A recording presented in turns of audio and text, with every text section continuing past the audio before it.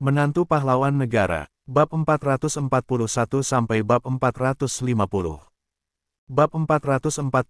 Billy adalah seorang ahli menggunakan racun. Tuan Ardika, sekarang Vincent, bawahan Billy yang merupakan ahli bela diri nomor 1 di antara para bawahannya sudah mati. Mereka sudah seperti harimau yang nggak punya gigi. Bagaimana kalau aku dan Romy langsung membawa Gary dan yang lainnya ke sana untuk membunuhnya? Tanya Jinto dengan ekspresi malu. Dia terlihat berdiri dengan sopan di hadapan Ardika. Romy yang berdiri di samping juga menunjukkan sorot mata penuh harap.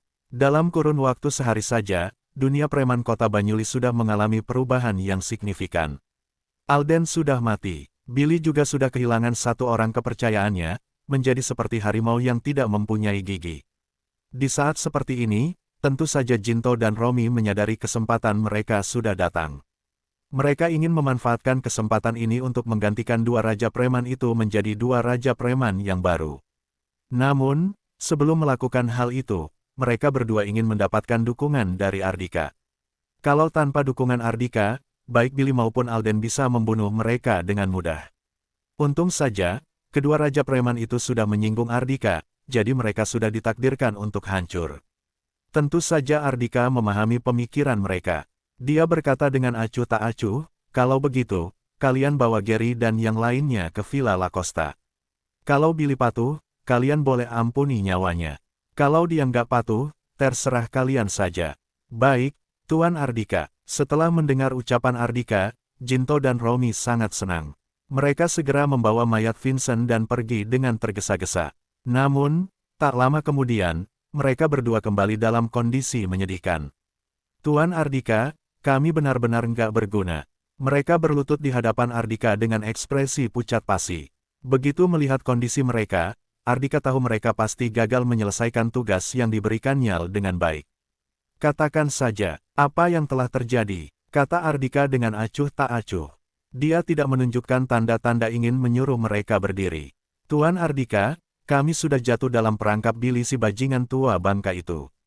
Dengan ekspresi malu sekaligus bersalah, Jinto menceritakan kembali kepada Ardika apa yang telah terjadi. Ternyata, setelah tiba di Villa La Costa, mereka meminta Gary dan 5 orang lainnya membukakan jalan untuk mereka. Biarpun anak buah Billy banyak dan menguasai seni bela diri, tetapi selain Vincent yang sudah mati, kekuatan anak buahnya yang lainnya biasa-biasa saja. Walaupun menang jumlah, mereka tetap tidak mampu melawan 6 orang tentara yang sudah berpengalaman di perbatasan itu. Pada akhirnya, Billy terpaksa keluar untuk menyambut kedatangan mereka. Setelah membawa mereka masuk ke dalam Villa La Costa, Billy secara pribadi menuangkan teh kepada mereka semua, bahkan pria itu juga menyerahkan teh kepada Gary dan yang lainnya secara pribadi. Melihat Billy bersikap sangat sopan pada mereka, Jinto dan Romy mulai berbangga diri. Siapa sangka saat mereka meminta Alden mengungkapkan kepada mereka siapa pengkhianat dalam grup Lautan Berlian dan siapa yang sudah menggunakan racun kuno untuk membunuh Alden, tiba-tiba ekspresi Billy langsung berubah drastis. Jinto dan Romy sama sekali tidak takut pada Billy, bahkan mereka tidak berharap Billy patuh pada mereka. Dengan begitu, mereka memiliki alasan untuk membunuh Billy dan menggantikannya menjadi raja preman baru. Karena itulah, mereka memerintahkan Gary dan yang lainnya untuk menahan Billy dan bersiap untuk memaksa pria itu untuk memberi mereka informasi yang mereka inginkan, lalu membunuh sang raja preman. Saat Gary dan yang lainnya hendak beraksi, keenam orang itu malah terjatuh ke lantai dan tidak sadarkan diri lagi. Jinto dan Romy langsung tercengang. Kalau bukan karena Billy sendiri yang mengatakan bahwa dia yang sudah membunuh Alden dengan meracuninya. Hingga sekarang, mereka masih tidak tahu apa yang telah terjadi. Billy si bajingan itu ternyata adalah seorang ahli dalam menggunakan racun. Selama bertahun-tahun lamanya, nggak ada seorang pun yang tahu dia punya kemampuan seperti itu. Kalau tahu begitu, kami pasti nggak akan meminum tehnya. Romy juga memberi penjelasan atas kegagalannya dalam melaksanakan tugas. Begitu Gary dan 5 orang lainnya tidak sadarkan diri, nasibnya dan Jinto langsung jatuh ke tangan Billy. Tepat pada saat Rohan menyarankan pada Billy untuk membunuh mereka berdua, tiba-tiba Titus datang. Bab 442. Apa kamu adalah pengkhianat itu? Begitu menerima informasi Titus sudah datang ke Villa La Costa, Billy benar-benar ketakutan setengah mati. Dia tahu, Titus tidak sebodoh dan begitu mudah dihadapi seperti Jinto dan Romy. Karena itulah, dia langsung meninggalkan semua anak buahnya dan melarikan diri dari Villa La Costa bersama Rohan.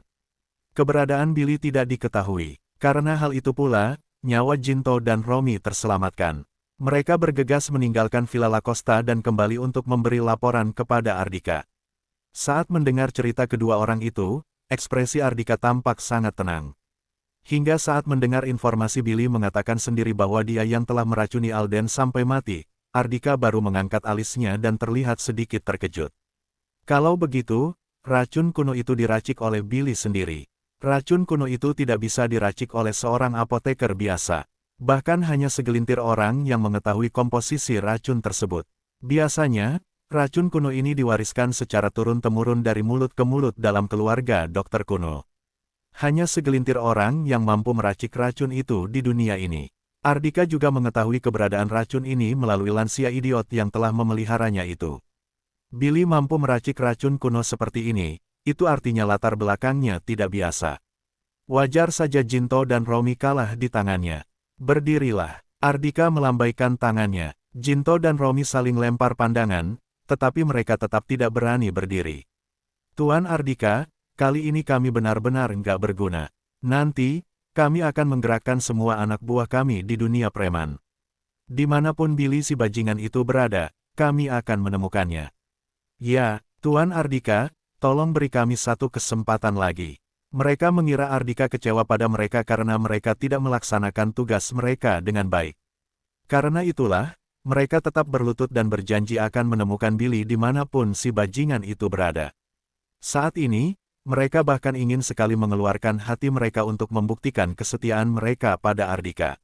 Aku suruh kalian berdiri. Ardika melirik mereka berdua dengan dingin. Sekujur tubuh mereka langsung gemetaran, mereka segera bangkit dari lantai. Kalian gak perlu memedulikan urusan Billy lagi, kalian bukan tandingannya, kata Ardika dengan acuh tak acuh. Untuk sementara waktu, Ardika hanya bisa melupakan Billy terlebih dahulu. Saking ketakutannya pada Titus, pria itu sudah melarikan diri. Dalam kurun waktu singkat, mungkin dia tidak akan berani kembali ke kota Banyuli lagi. Tentu saja, kalau pria tidak tahu diri itu berani memprovokasinya lagi, maka dia akan memastikan nyawa pria itu melayang. Jinto dan Romy pergi dengan diliputi kekecewaan. Mereka sangat membenci Billy. Kalau hari ini mereka bisa menjalankan tugas dengan baik dan membuat Ardika puas, mereka akan langsung menjadi raja preman. Sekarang impian indah mereka ini sudah hancur. Di dunia luar, informasi mengenai Titus membunuh Rohan, lalu menyerang Villa La Costa, sampai-sampai Billy ketakutan setengah mati langsung menggembarkan dunia preman kota Banyuli dan kota-kota di sekitarnya. Orang-orang yang paling terguncang mendengar informasi itu adalah anggota Aliansi Lautan Berlian.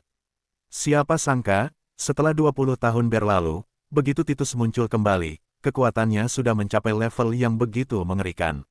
Di bawah tekanannya, bahkan Billy yang merupakan raja preman terpaksa harus meninggalkan bisnis yang sudah dirintisnya selama bertahun-tahun untuk melarikan diri menyelamatkan nyawanya. Hingga saat ini, sang raja preman masih tidak diketahui keberadaannya.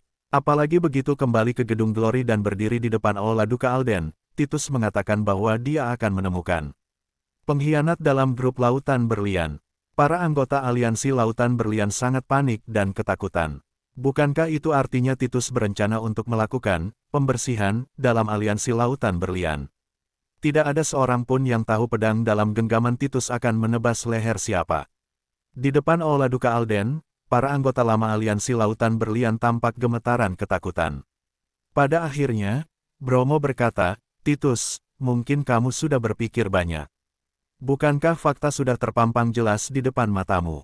Billy yang menginstruksikan Ardika untuk meracuni Tuan Alden. Ardika adalah pengkhianat dalam grup Lautan Berlian. Setelah membunuhnya, bukankah masalah ini langsung selesai?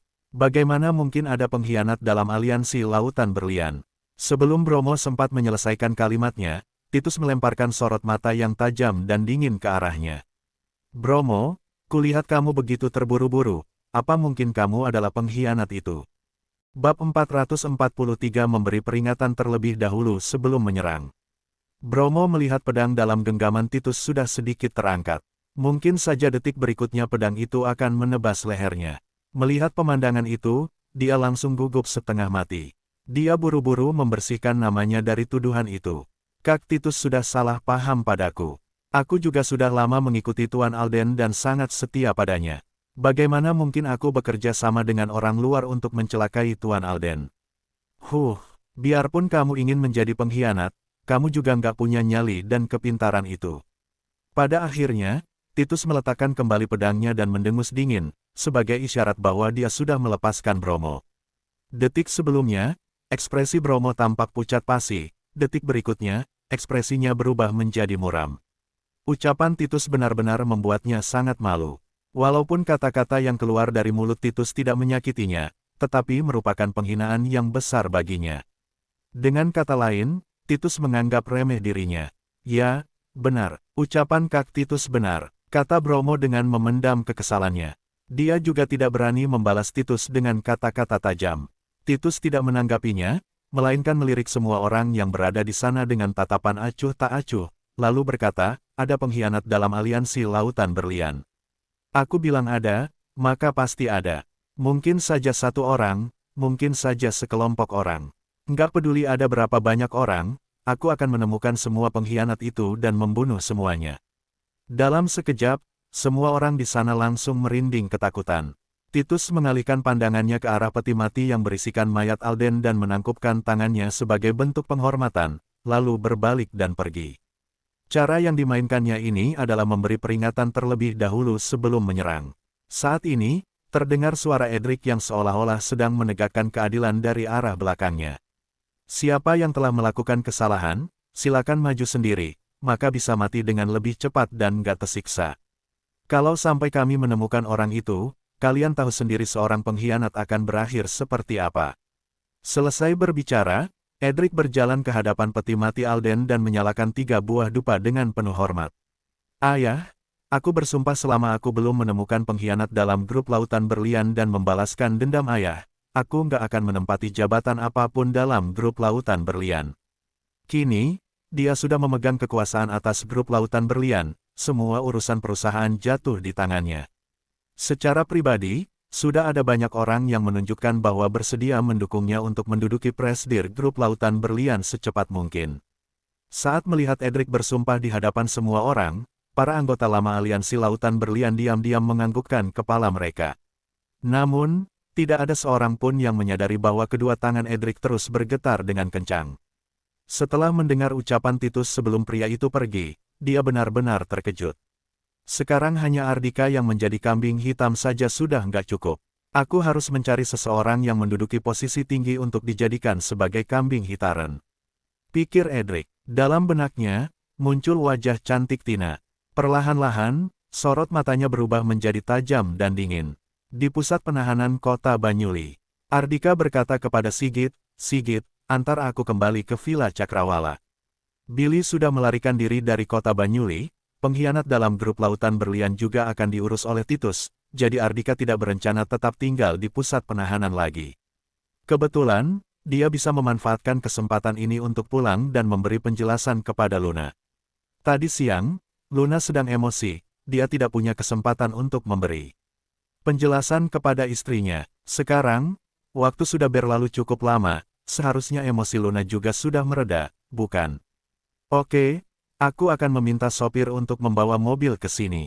Sigit segera melakukan panggilan telepon. Tak lama kemudian, mobil yang ditumpangi oleh Ardika sudah melaju pergi meninggalkan pusat penahanan. Di Villa Cakrawala, Luna, sudah selarut ini, apa kamu masih mau kembali ke perusahaan? Xavier segera keluar dari villa dan mengejar Luna. Sepanjang sore, dia berada di Villa Cakrawala. Dengan alasan mengkhawatirkan keselamatan Luna sekeluarga, dia tetap berada di sini. Sebenarnya, sejak 20 orang pembunuh yang dikirim oleh Bromo ditembak mati, kompleks Villa Bumantara sudah menjadi area paling terlarang di kota Banyuli. Siapa lagi yang berani membuat keributan di sini? Sambil berjalan, Luna berkata, aku baru saja mengambil alih grup Perve, masih ada banyak hal yang perlu kuurus. Ada sedikit urusan mendesak, aku harus kembali ke perusahaan untuk mengurusnya. Xavier, sebaiknya kamu juga lebih cepat pulang dan istirahat. Terima kasih banyak karena telah menyelamatkan keluarga Basagita hari ini. Luna, kamu nggak perlu terlalu sungkan padaku.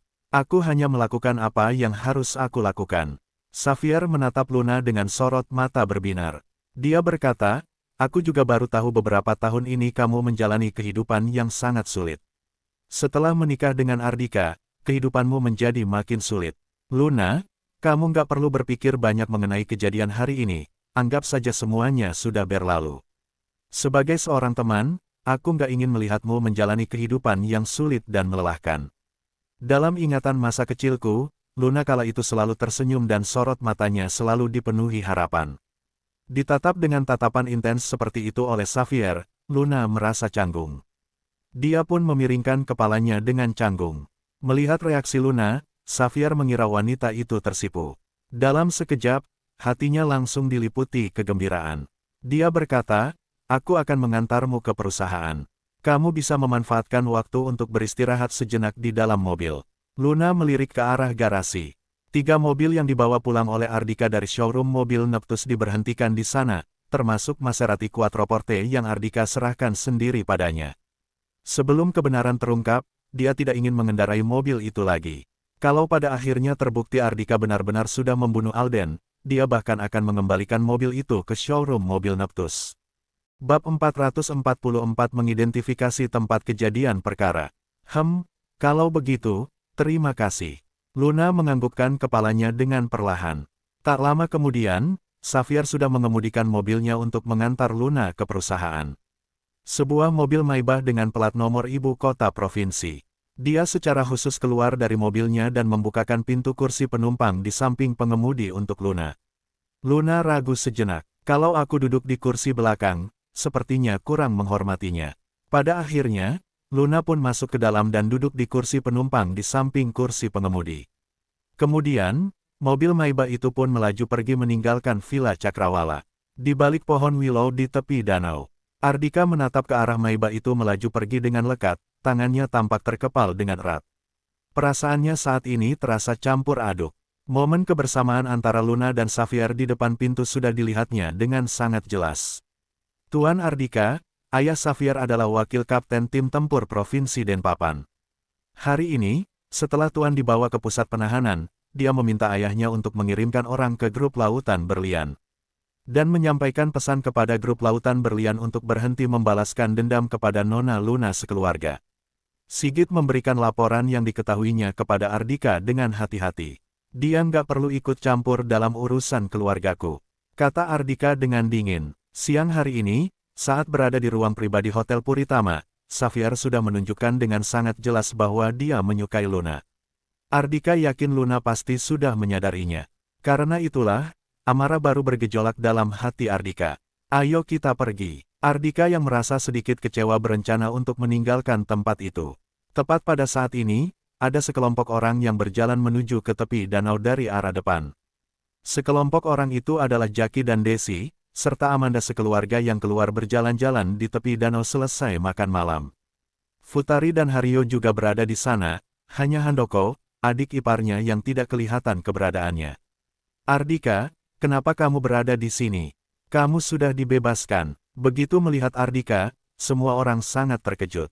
Saat ini, Hario melihat Sigit yang berdiri di belakang Ardika dengan memakai seragam polisi. Seketika itu pula, dia langsung menepuk tangannya. Oh, aku mengerti. Seperti yang dilaporkan dalam berita, setelah pelaku kejahatan ditangkap, pihak kepolisian akan membawanya untuk mengidentifikasi tempat kejadian perkara dan memintanya untuk mengungkapkan seluruh proses pelaku melakukan tindakan kriminal. Begitu mendengar ucapan Hario, Desi langsung berkata dengan ekspresi muram, Pak Sigit, rumah kami bukan tempat kejadian perkara. Seharusnya kamu membawa pelaku kejahatan itu ke grup Lautan Berlian. Bu Desi, Tuan Ardika bukan pelaku kejahatan, dia dituduh. Tentu saja Sigit akan membantu Ardika memberikan kesaksian. Namun, sebelum dia sempat menyelesaikan kalimatnya, Hario sudah menyelanya, aku mengerti, aku mengerti. Dia adalah terduga pelaku, kan? Lagi pula, bukti dia membunuh orang sudah lengkap, nggak ada bedanya lagi dengan pelaku kejahatan. Begitu mendengar ucapan Hario, semua orang makin yakin bahwa Ardika dibawa keluar untuk mengungkapkan prosesnya melakukan tindakan kriminal. Pak Sigit, selesai mengidentifikasi tempat kejadian perkara, cepat bawa pembawa sial ini pergi. Sekarang, semua anggota grup Lautan Berlian sedang mengincarnya untuk membalas dendam kepadanya. Keluarga kami baru saja melewati bahaya itu berkat Xavier. Kami nggak ingin dicelakai olehnya lagi. Desi memelototi Ardika, sorot matanya dipenuhi dengan kebencian. Untung saja hari ini ada Xavier. Kalau enggak, kakak sekeluarga sudah mati dicelakai olehnya. Orang gila ini, seharusnya nggak dibiarkan keluar untuk membahayakan masyarakat lagi. Amanda dan Doni juga melontarkan kata-kata dengan dingin. Bahkan Futari dan Hario juga menatap Ardika dengan tatapan meremehkan. Ardika tidak memedulikan pandangan orang lain terhadapnya. Dia hanya memedulikan pandangan keluarganya terhadapnya. Luna sekeluarga baru dianggap sebagai keluarganya. Ardika menatap Desi dan berkata dengan tulus, Ibu tolong beritahu Luna, aku dituduh dan dijebak oleh orang lain.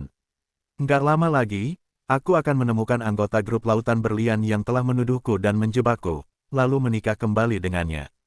Setelah dikuasai oleh amarah sesaat, dia sudah menenangkan dirinya. Dia juga sudah memahami banyak hal. Kejadian hari ini bisa terjadi karena dia tidak memenuhi tanggung jawabnya sebagai seorang suami dengan baik. Luna mengumumkan perceraian dengannya demi menyelamatkan keluarganya. Sebenarnya, melindungi keluarga adalah tanggung jawabnya. Jadi, dia tidak punya alasan untuk menyalahkan Luna. Bab 445 tidak akan melepaskan. Apa-apaan kamu? Menikah lagi? Ardika, apa kamu merasa keluarga kami belum cukup menyedihkan karena kamu celakai? Coba kamu katakan, sejak kamu menjadi menantu keluarga kami sudah tertimpa berapa banyak masalah. Kamu adalah pembawa sial, berani-beraninya kamu membahas tentang menikah lagi dengan putriku.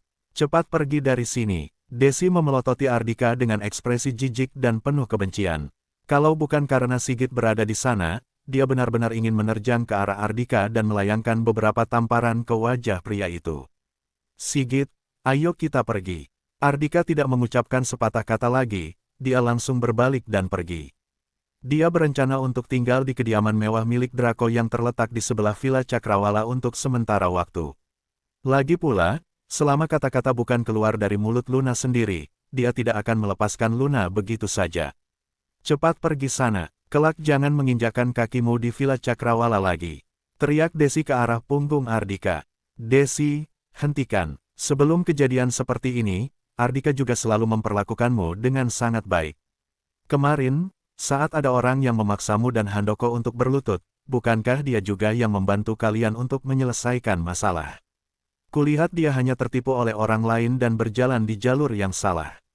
Jaki yang duduk di kursi roda tidak tahan melihat pemandangan itu lagi, akhirnya dia buka suara. Mengingat kejadian kemarin, Desi merasa sedikit malu. Dia mendengus dan berkata dengan marah, kalau begitu, siapa suruh dia membunuh Pak Alden? Saat dia melakukan hal seperti itu, apa dia pernah mempertimbangkan keluarga kita? Lagi pula, selama ini aku memang menginginkan Luna bercerai dengannya. Kebetulan sekali, dengan kesempatan ini, hubungan mereka bisa diakhiri. Dalam situasi seperti ini, Luna juga nggak bisa berkata apa-apa lagi. Begitu mendengar ucapan kakaknya, ekspresi senang tampak jelas di wajah Amanda. Dia buru-buru berkata, Kak, kamu benar. Kulihat Xavier benar-benar sangat menyukai Luna. Dia sudah menyukai Luna selama bertahun-tahun. Kalau mereka bersama, tentu saja lebih baik. Aku nggak ingin melihat keponakanku menjalin hubungan seorang pria yang reputasinya sangat buruk. Apalagi, Ardika sudah dicap sebagai pembunuh. Aku juga merasa Xavier dan Luna sangat cocok. Hanya saja, Luna sudah pernah menikah, apa keluarganya bisa menerima hal ini? Desi menghela napas. Mengingat latar belakang keluarga Xavier, dia merasa sedikit rendah diri. Bukankah saat itu Luna dipaksa untuk menikah? Lagi pula, dia dan Ardika nggak pernah melakukan hubungan layaknya suami dan istri. Keluarga Dharma pasti nggak akan keberatan. Lagi pula, Xavier memiliki pemikiran sendiri. Biasanya, ayah dan ibunya nggak akan ikut campur urusannya. Setelah mendengar ucapan adiknya, Desi sudah merasa agak lega. Dia berharap putrinya bisa menjalin hubungan dengan Xavier. Maibah milik Xavier berhenti di luar gedung Ansa. Luna melepaskan sabuk pengamannya dan berkata, Xavier, terima kasih. Kamu kembali ke hotel untuk beristirahat saja. Sebelumnya, Xavier dan keluarga Amanda sudah memesan kamar di Hotel Kota Banyuli. Namun, malam ini Amanda sekeluarga akan tinggal di Villa Cakrawala. Tentu saja, Xavier tidak mungkin juga tinggal di sana. Aku tunggu kamu saja. Setelah kamu selesai mengurus urusan mendesakmu, aku akan mengantarmu pulang. Sudah larut malam, nggak aman. Oh ya, kamu panggil namaku dengan santai saja, seperti saat kita masih kecil, kata Xavier sambil tersenyum. Luna tersenyum, lalu langsung membuka pintu dan keluar dari mobil. Nggak perlu repot-repot, aku akan meminta stafku untuk mengantarku pulang, juga ada kemungkinan aku nggak akan pulang. Lagi, baiklah kalau begitu. Kalau ada masalah apa-apa, hubungi aku kapan saja. Kilatan kekecewaan melintas di mata Xavier, dia langsung melajukan mobilnya pergi. Dia tidak menyadari bahwa tidak jauh dari sana ada sebuah mobil yang sangat tidak mencolok berhenti di pinggir jalan. Mobil itu terus mengikuti Maybach miliknya dari kompleks Villa Bumantara hingga ke sini. Di dalamnya, ada dua orang. Dua orang itu tidak lain adalah anggota Korps Taring Harimau yang bertanggung jawab untuk melindungi keselamatan Luna secara diam-diam. Melihat mobil Xavier sudah melaju pergi, Luna tidak langsung masuk ke dalam gedung. Dia berdiri menunggu di luar gedung selama 1 menit. Saat ini, ada sebuah mobil balap yang melaju dan berhenti di depan gedung Ansa. Tina tidak keluar dari mobil, dia tetap duduk di dalam mobil dan melepaskan kacamata hitamnya. Tina, maaf, sebenarnya, Luna sendiri tidak tahu harus bagaimana menghadapi sahabatnya ini. Tina melambaikan tangannya, mengisyaratkan Luna untuk masuk ke dalam mobilnya. Malam-malam begini kamu janjian untuk bertemu denganku bukan hanya untuk mengatakan satu kata maaf padaku, kan? Luna masuk ke dalam mobil dan duduk di kursi penumpang di samping kursi pengemudi. Ya, aku merasa Ardika dituduh dan dijebak. Aku mencarimu demi menyelidiki kebenaran kematian ayahmu bersamamu dan menemukan pembunuh ayahmu yang sesungguhnya. Bab 446 Yoga Penyalur Informasi Dunia Preman. Luna menatap wajah sahabatnya dengan tatapan gugup. Dia tahu Tina baru saja merasakan betapa sakitnya kehilangan sosok ayah, sahabatnya ini pasti sangat membenci Ardika. Kemungkinan besar kata-kata yang keluar dari mulutnya ini bisa menyulut amarah sahabatnya. Luna tidak ingin kehilangan sahabat terbaiknya ini. Namun, kalau dia tidak menyelidiki kebenaran, dia tidak akan bisa tahu sebenarnya Ardika telah dituduh dan dijebak oleh orang lain atau tidak. Alih-alih marah besar, Tina sama sekali tidak marah. Dia hanya menatap Luna dan bertanya, kalau kebenaran menunjukkan benar-benar Ardika yang telah membunuh ayahku. Luna berkata dengan gigi terkatup, kalau begitu, aku nggak akan berkomentar lagi. Dia layak mendapatkan hukuman yang setimpal dengan perbuatannya. Oke, kalau begitu, kita lakukan penyelidikan bersama. Ucapan Tina membuat Luna sangat terkejut. Dia tidak menyangka sahabatnya akan menyetujui permintaannya dengan begitu cepat dan mudah. Sebenarnya, setelah aku menenangkan diriku, aku juga mendapati kematian ayahku agak aneh. Setelah melontarkan beberapa patah kata itu dengan acuh tak acuh, Tina langsung memakai kacamata hitamnya dan melajukan mobilnya. Tak lama kemudian, Tina sudah membawa Luna ke gerbang tol. Luna bertanya dengan bingung, Tina, kamu mau membawaku kemana? Dia sangat mempercayai Tina. Dia bukan beranggapan sahabatnya membawanya keluar kota Banyuli karena memiliki motif terselubung. Hanya dengan kemampuan kita berdua, bagaimana kita bisa menyelidiki kematian ayahku? Kita akan pergi ke kota Serambi dan cari orang untuk membantu kita melakukan penyelidikan. Kota Serambi adalah kota tetangga yang terletak di sisi timur kota Banyuli. Orang yang dimaksud oleh Tina bernama Yoga Kasim, seorang penyalur informasi di dunia preman kota Serambi. Orang bernama Yoga ini membentuk sendiri jaringan intelijen dunia preman yang tersebar di seluruh kota di Provinsi Denpapan. Di seluruh dunia preman Provinsi Denpapan, dia sudah sangat terkenal.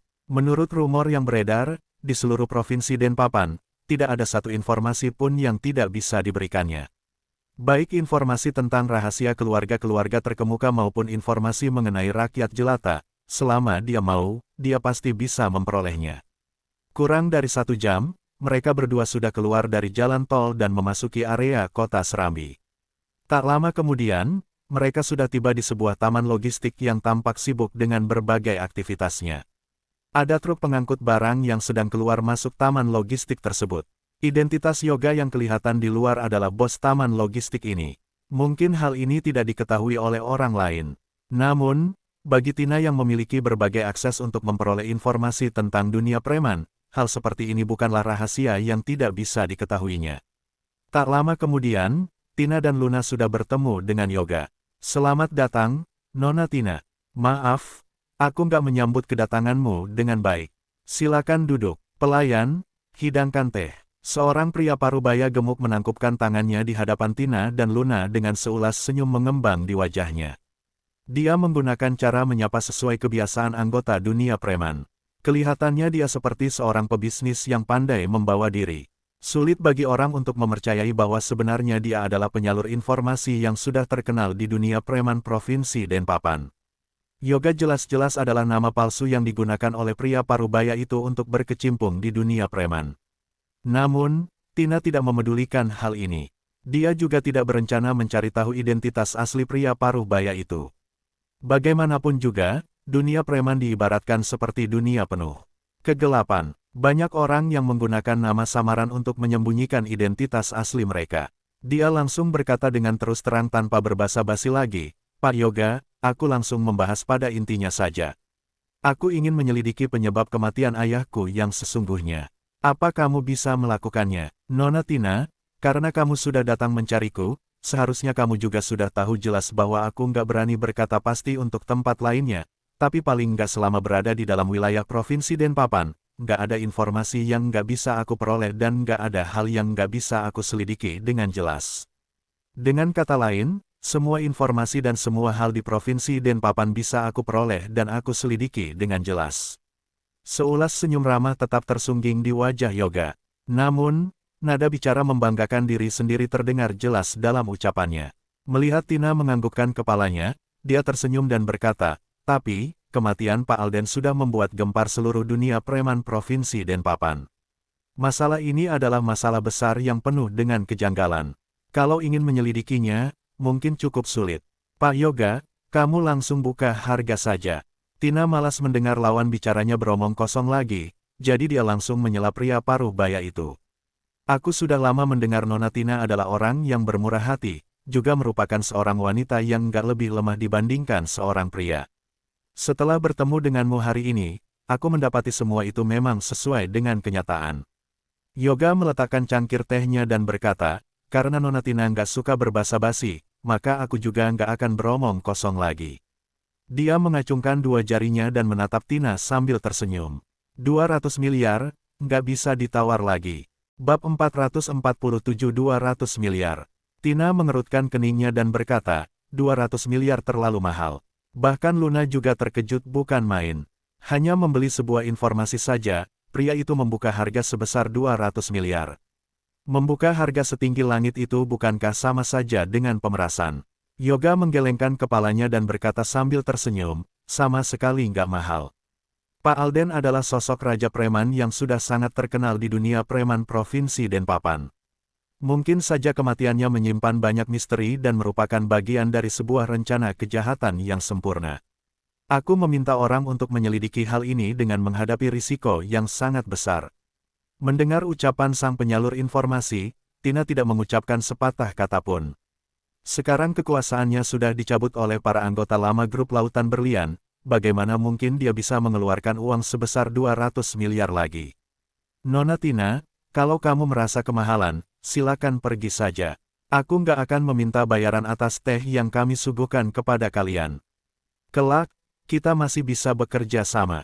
Selesai berbicara, Yoga langsung bangkit dan mengisyaratkan mereka untuk pergi tanpa ragu.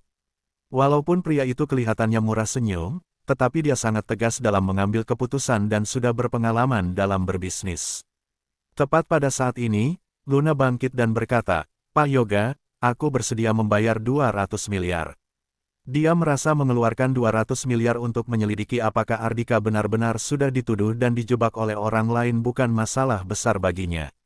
Jangankan 200 miliar, kalau Ardika benar-benar dituduh dan dijebak oleh orang lain, selama bisa menyelamatkan nyawa Ardika, dia bersedia mengeluarkan 2 triliun, bahkan 4 triliun. Alasannya sangat sederhana, yaitu Ardika selalu ada untuknya di saat dirinya sangat terpuruk. Pria itu senantiasa menemaninya dan melindunginya. Tina melirik Luna tanpa mengucapkan sepatah kata pun, seolah-olah sudah menyetujui keputusan sahabatnya. "Oke, Nona, kalau begitu, kita sepakat. Yoga menepuk tangannya dan berkata, ada satu peraturan di tempatku, yaitu harus membayar uang muka sebesar setengah dari jumlah bayaran yang telah disepakati. Melihat Tina tidak membantah ucapan pria itu, Luna menganggukkan kepalanya dan berkata, oke, aku akan meminta bawahanku untuk mentransfer uangnya. Selesai berbicara, dia segera menghubungi Vania untuk mengeluarkan uang sebesar 100 miliar dari rekening grup Perve. Kini, grup Perve sudah diambil alih oleh Luna dan sudah menjadi pelanggan khusus bank.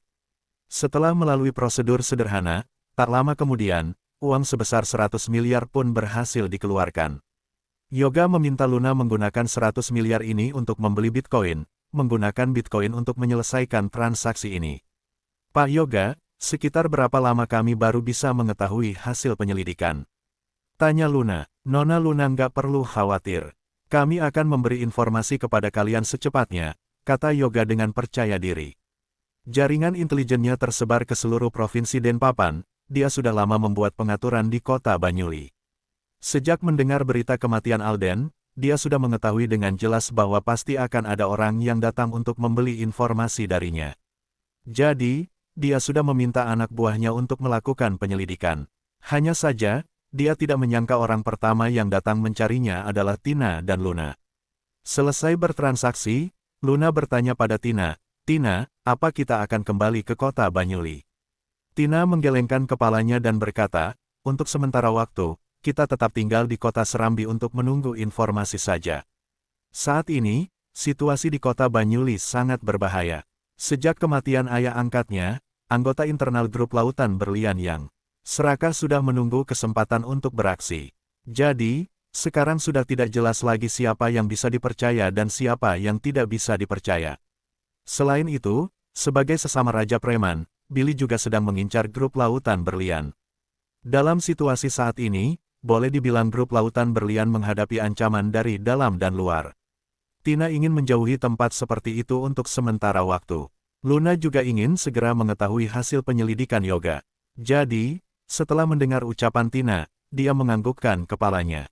Keesokan harinya, saat fajar baru menyingsing, Edric sudah tiba di gedung Glory. Selesai menancapkan dupa di aula duka Alden, dia bertanya pada sopir pribadinya dengan suara rendah, kemana Tina? Kenapa aku nggak melihatnya di aula duka? Kemarin dia pergi ke taman logistik kota Serambi bersama Luna, istri Ardika, kata sopir. Untuk apa dia malam-malam pergi ke sana? Bukankah sebelumnya dia sendiri yang mengatakan akan selalu berada di aula makam ayah dan nggak akan pergi kemanapun? Kata Edric dengan tidak puas. Sopir berkata, Kak Edric, tempat itu adalah penyalur informasi dunia preman terbesar di Provinsi Denpapan, wilayah kekuasaan Yoga. Seharusnya dia pergi ke sana untuk meminta Yoga menyelidiki pengkhianat dalam grup Lautan Berlian. Begitu mendengar ucapan sopirnya, Edric langsung merasa gugup. Tidak ada satu hal pun yang tidak bisa diselidiki oleh Yoga di seluruh provinsi Denpapan. Tidak butuh waktu lama, pria itu pasti akan menemukan fakta bahwa dirinya adalah pengkhianat dalam grup Lautan Berlian. Tina tidak masalah. Namun, kalau sampai Titus mengetahui dia adalah pengkhianat dalam grup Lautan Berlian, sebagus apapun aktingnya, lehernya pasti akan ditebas oleh pria itu. Dengan kekuatan Titus, nyawanya sudah pasti akan melayang. Cepat hubungi Yoga. Aku mau berdiskusi dengannya secara langsung. Kilatan membunuh yang kuat melintas di mata Edric. Bab 448 aku mengeluarkan 2 triliun. Tak lama kemudian, Edric sudah tiba di kota Serambi. Di taman logistik yang sama, dia melihat Yoga yang sudah menunggunya di sana. Ah, sepertinya 2 hari ini bisnis taman logistikku sangat baik. Sudah ada 2 pewaris aliansi Lautan Berlian yang datang ke sini. Yoga tersenyum dan berkata, Tuan Edric datang mencariku juga untuk menyelidiki pengkhianat dalam grup Lautan Berlian, kan? Kalau begitu, apa Pak Yoga sudah menemukan siapa pengkhianat dalam grup Lautan Berlian? Tanya Edric dengan santai. Ya, kami sudah menemukan orangnya.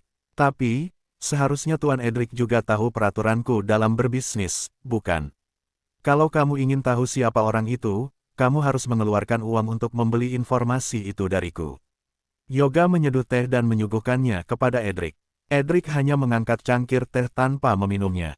Dia langsung bertanya, Tina mengeluarkan berapa banyak uang untuk membeli informasi itu darimu? Nona Luna yang datang bersamanya mengeluarkan uang sebesar 200 miliar. Dia sudah membayar uang muka sebesar 100 miliar, kata Yoga tanpa menyembunyikan apapun. Edric mendengus dingin dan berkata, dua wanita itu benar-benar nggak sungkan-sungkan mengeluarkan uang. Dia melirik Yoga. Pria parubaya itu adalah sosok pebisnis yang sangat berpengalaman. Kalau melakukan transaksi biasa, pria itu tidak akan langsung mengungkapkan kartu asnya. Alasan pria itu memberitahunya Tina mengeluarkan berapa banyak uang untuk membeli informasi itu adalah untuk memberitahunya bahwa hasil penyelidikan menunjukkan pengkhianat dalam grup lautan berlian adalah dirinya. Kalau dia ingin membeli informasi ini, maka dia harus mengeluarkan lebih banyak uang. Edric meletakkan cangkir teh, lalu mengulurkan dua jarinya dan berkata, Pak Yoga, aku akan membayarmu 10 kali lipat dari bayaran mereka. 2 triliun. Kali ini, giliran Yoga yang terkejut. Dia tidak menyangka Edric begitu bermurah hati, sampai-sampai langsung membuka harga 10 kali lipat dari bayaran Tina dan Luna. Ya, 2 triliun. Edric menatap Yoga dengan lekat, lalu berkata dengan serius, selain membeli informasi ini, aku ingin meminta bantuan kecil dari Pak Yoga. Walaupun 2 triliun adalah angka yang fantastis, tetapi Edric tidak merasa sakit hati. Selama bisa menyelesaikan masalah yang dihadapinya saat ini dan menguasai grup lautan berlian, semua uang milik grup lautan berlian akan menjadi miliknya. Tuan Edric, jangan menakut-nakutiku. Aku hanya menjalankan bisnis kecil-kecilan dengan jual beli informasi. Kalau kamu memintaku untuk membunuh orang atau perdagangan ilegal, aku nggak akan melakukannya, kata Yoga sambil tertawa canggung. Walaupun dia berbicara demikian, sorot matanya seolah sudah mengkhianatinya. Tanpa banyak bicara lagi, Edric langsung berkata pada sopir yang berada di sampingnya, cepat, keluarkan 2 triliun dari rekening luar negeri. Baik, Kak Edric. Sopir itu segera berjalan keluar untuk menelepon. Tak lama kemudian, dia kembali dan memberitahu Edric semuanya sudah beres. Edric menatap Yoga dan berkata, Pak Yoga, selama kamu menyetujui permintaanku, uang 2 triliun itu akan menjadi milikmu. Tuan Edric benar-benar murah hati. Melihat Edric bersedia untuk mengeluarkan uang sebesar itu tanpa ragu, hati Yoga sudah sepenuhnya tergerak. Dia menepuk pahanya dan berkata, Tuan Edric, katakan saja. Apa yang perlu aku lakukan? Aku ingin menjadikan Tina sebagai pengkhianat dalam grup lautan berlian. Harus ada bukti konkret yang nggak terbantahkan lagi. Edric menatap Yoga dengan lekat dan bertanya, Pak Yoga, hal seperti ini nggak sulit bagimu, kan? Dia tidak hanya ingin membersihkan namanya, dia ingin membalikkan keadaan dan membiarkan Tina menjadi kambing hitamnya. Dia ingin wanita itu menggantikannya mati di bawah pedang Titus. Boleh. Setelah berpikir sejenak, Yoga menganggukkan kepalanya dan berkata, nggak masalah. Mendengar Yoga menyetujui permintaannya, seulas senyum dingin dan tajam menghiasi wajah Edric. Luna terbangun karena suara dering ponsel Tina. Nona Tina, hasil penyelidikan sudah keluar. Bagaimana kalau kamu datang ke sini sebentar? Begitu Tina menjawab panggilan telepon itu, terdengar suara ramah Yoga dari ujung telepon. Secepat itu, mendengar ucapan Tina, rasa kantuk Luna langsung menghilang tanpa meninggalkan jejak. Dia segera berbalik dan duduk. Tina, apa hasil penyelidikannya sudah keluar? Oke, aku akan segera ke sana. Tina meletakkan ponselnya, lalu berkata, sekarang kita pergi temui Yoga. Oke, dua wanita itu berganti pakaian secepat mungkin, menuruni tangga, lalu bergegas pergi menemui Yoga di gedung tempat tinggalnya. Begitu bertemu Yoga, Luna langsung bertanya dengan tidak sabar, Pak Yoga, apa hasil penyelidikan kalian? Nona Luna, jangan terburu-buru seperti ini. Kami belum menemukan hasil apakah suamimu dituduh dan dijebak oleh orang lain atau enggak. Ucapan Yoga membuat Luna kecewa. Namun, kata-kata yang keluar dari mulutnya selanjutnya membuat Tina terkejut bukan main. Melalui hasil penyelidikan kami, pengkhianat dalam grup lautan berlian adalah Edric. Yoga menyodorkan beberapa lembar foto dan berkata, dia dan Velove, kepala Departemen Personalia grup lautan berlian terdahulu menjalin hubungan. Sebenarnya, wanita ini adalah mata-mata yang ditempatkan ke dalam grup lautan berlian oleh Rohan yang merupakan salah satu orang kepercayaan Billy. Dengan menjadikan wanita ini sebagai petunjuk, bukti-bukti yang ditunjukkan oleh Yoga bukan hanya beberapa lembar foto itu, melainkan juga ada sebuah rekaman suara. Rekaman suara itu tidak lain adalah rekaman suara panggilan telepon antara Edric dengan Rohan yang sedang merencanakan untuk meracuni Alden 2 hari yang lalu di dalam ruangan Edric. Bukti-bukti konkret itu sudah tak terbantahkan lagi. Pengkhianat dalam grup lautan berlian adalah Edric. Edric, dasar bajingan. Ayah selalu memperlakukannya seperti putra sendiri. Bagaimana dia bisa melakukan tindakan gila seperti itu? Tina menggenggam pena rekaman suara dalam genggamannya dengan erat, lalu berkata dengan aura membunuh yang kuat. Aku akan kembali ke kota Banyuli sekarang juga untuk mengekspos karakter aslinya. Bab 449 melanggar janji. Tina, ayo kita kembali ke kota Banyuli sekarang juga, kata Luna dengan tidak sabar. Matanya sudah tampak memerah. Karena Edric adalah pengkhianat dalam grup lautan berlian, maka sudah bisa dipastikan bahwa Ardika benar-benar dituduh dan dijebak oleh orang lain. Sekarang dia sangat menyesal. Sebelumnya, saat berada di Hotel Puritama, semua orang tidak mempercayai Ardika, termasuk dirinya yang seharusnya percaya pada Ardika. Bahkan, karena dikuasai oleh gejolak amarah, dia melayangkan sebuah tamparan ke wajah Ardika. Luna ingin sekali memiliki sayap dan bisa kembali ke kota Banyuli secepatnya, mengeluarkan Ardika dari pusat penahanan, lalu meminta maaf pada Ardika. Ayo kita pergi. Tina menganggukkan kepalanya, lalu berbalik dan pergi bersama Luna. Tunggu, Nona Luna, masih ada 100 miliar yang belum kamu transfer kepadaku.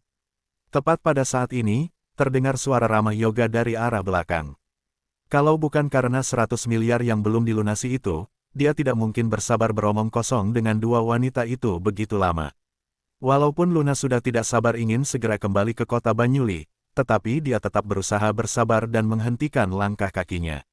Dia langsung mengeluarkan ponselnya dan menelepon Fania untuk mentransfer uang kepadanya. Tak lama kemudian, 100 miliar sisanya sudah diubah menjadi Bitcoin dan ditransfer ke dalam rekening Yoga.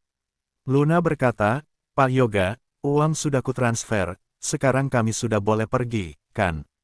Nona Luna benar-benar murah hati.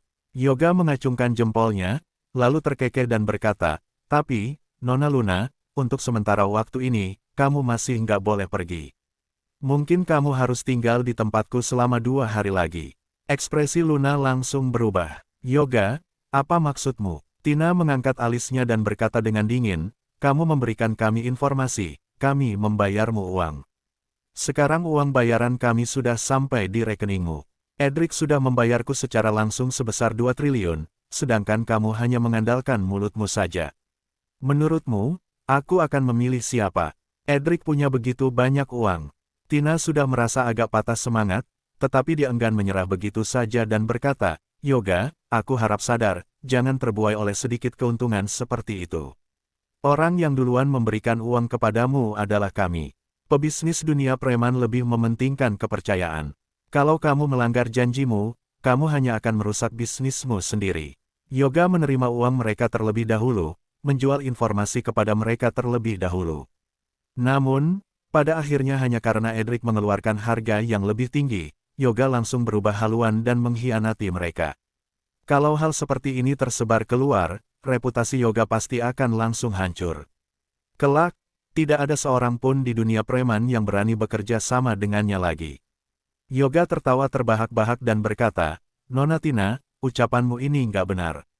Uang yang aku terima adalah uang Nona Luna. Dari awal hingga akhir, aku nggak menerima sepeser pun uang darimu. Sekarang, orang yang mau kutahan adalah kamu. Adapun mengenai Nona Luna, hanya sekalian saja. Aku menahannya dengan mempertimbangkan keselamatannya.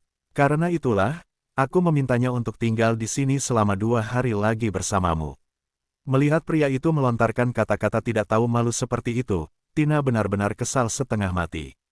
Melihat para ahli yang dari tadi sudah mengamati mereka berdua, dia tahu sekarang yang bisa mereka lakukan hanyalah mengikuti permainan pria itu. Kalau tidak, sama saja dengan mencari penderitaan sendiri. Luna, ayo kita pergi. Dia langsung menarik Luna pergi. Sementara itu, anak buah Yoga mengawal mereka kembali ke gedung asrama mereka. Setelah mengantar mereka ke lantai atas, salah satu anak buah Yoga berkata, Nona Tina, Nona Luna. Pak Yoga menginstruksikan kami untuk menyita ponsel kalian. Di saat ini, Tina dan Luna hanya bisa kooperatif dengan menyerahkan ponsel mereka. Kini, mereka sudah sepenuhnya terpisah dari dunia luar. Setelah kembali ke kamar yang mereka tempati sebelumnya, Tina berkata pada Luna dengan rasa bersalah, Luna, aku benar-benar minta maaf. Aku sudah menyeretmu dalam masalah ini. Bab 450 Ponsel Cadangan Luna. Melihat Luna tidak menyalahkannya, Tina merasa agak tenang. Dia mulai memikirkan solusi untuk menyelesaikan masalah yang mereka hadapi saat ini. Edric menyuap Yoga dan berencana untuk menjadikanku sebagai pengkhianat, mungkin karena merasakan tekanan yang sangat besar dari Titus. Dia ingin menjadikanku sebagai kambing hitam. Dengan begitu, Titus akan membunuhku. Tina menganalisis situasi saat ini dengan tenang. Saat Titus hendak membunuhmu, kamu bisa memberi penjelasan padanya, paling nggak memintanya untuk melakukan penyelidikan terlebih dahulu. Luna tidak tahu siapa Titus. Namun, melalui kata-kata yang keluar dari mulut Tina, dia menangkap orang itu berdiri di posisi netral. Luna menggelengkan kepalanya dan berkata, Titus hanya setia pada ayahku. Aku belum pernah bertemu dengannya. Dalam lubuk hatinya, Edric jauh lebih bisa dipercayai dibandingkan aku. Paling nggak, ayah kandung Edric yang sudah meninggal adalah teman lamanya. Selain itu, sebelumnya anak buahku di kota Banyuli juga sudah melaporkan padaku. Nggak tahu kenapa Titus nggak membunuh Ardika, tapi malah pergi ke Villa La Costa. Kalau bukan karena Billy melarikan diri dengan cepat, mungkin pria itu sudah mati di tangannya. Kalau dia meyakini pengkhianat dalam grup lautan berlian adalah aku. Dengan kepribadiannya, setelah bertemu denganku, dia nggak akan memberiku kesempatan untuk berbicara. Luna baru tahu sebelumnya Titus sudah menemui Ardika di pusat penahanan. Saking terkejutnya, dia langsung berkeringat dingin. Tina melirik Luna dan berkata, tapi, walau Edric ingin menuduhku dan menjebakku, dia juga nggak akan melepaskan Ardika. Dendam antara Ardika dan Edric sudah cukup dalam, jadi Edric pasti tidak akan melepaskan Ardika. Saat ini, Tina juga sudah mengerti mengapa sebelumnya Edric memilih untuk menuduh dan menjebak Ardika. Sorot mata ketakutan tampak jelas di mata Luna. Dia bertanya dengan suara bergetar, kalau begitu, apa kamu bisa menghubungi anggota grup lautan berlian lainnya dan meminta mereka untuk mengekspos Edric? Tina menggelengkan kepalanya. Jangankan sekarang ponsel kita sudah disita dan nggak bisa menghubungi dunia luar, biarpun bisa, aku juga nggak tahu harus menghubungi siapa. Kini, aku sudah nggak tahu lagi siapa anggota grup lautan berlian yang bisa dipercaya dan siapa yang nggak. Sebelumnya, dia sama sekali tidak menyangka, Edric yang dipelihara oleh Alden sejak kecil adalah pengkhianat yang membunuh Alden. Karena itulah, saat ini dia tidak berani mempercayai seorang pun dari anggota grup lautan berlian lagi. Biarkan aku berpikir dulu bagaimana caranya melarikan diri dari tempat ini. Aku sudah lama berkecimpung dalam dunia preman, jadi aku memang sudah bersiap untuk mati kapan saja. Tapi, Luna, kamu adalah sahabat terbaikku. Aku nggak bisa membiarkan sesuatu yang buruk terjadi padamu. Biarpun mati, aku juga akan berusaha keras untuk mengeluarkanmu dari sini. Tina memegang kepalanya dan mulai berusaha keras memikirkan cara untuk keluar dari tempat ini. Mata Luna sedikit memerah. Dia bangkit, lalu mengamati sekeliling. Setelah memastikan tidak ada kamera pengawasan, alat perekam suara dan semacamnya, dia baru melepaskan jaketnya, lalu mengulurkan tangannya ke balik branya dan mengeluarkan sebuah ponsel yang sangat kecil. Kenapa bisa membawa barang seperti itu dan menyimpannya di sana? Melihat pemandangan itu, Tina tercengang. Kalau bukan karena sudah mengetahui latar belakang dan identitas sahabatnya ini dengan jelas, dia pasti akan mulai mencurigai apakah Luna adalah seorang agen rahasia. Banyak orang yang memiliki ponsel cadangan. Namun, biasanya orang-orang tidak akan menyimpannya di tempat privasi seperti itu. Luna berkata, sebelumnya, Tony dan Renaldi bermaksud jahat padaku. Setelah mengalami kejadian-kejadian seperti itu, aku mulai berhati-hati. Aku membeli sebuah ponsel kecil dan menyimpannya di tubuhku sebagai persiapan untuk menghadapi situasi krisis. Sambil berbicara, dia sudah mengaktifkan ponselnya. Di dalam ponsel kecil ini, hanya tersimpan nomor Ardika seorang. Samar-samar, tampak sorot mata rumit di mata Luna. Sebelumnya, dia pasti akan segera menelepon Ardika untuk meminta pertolongan pria itu.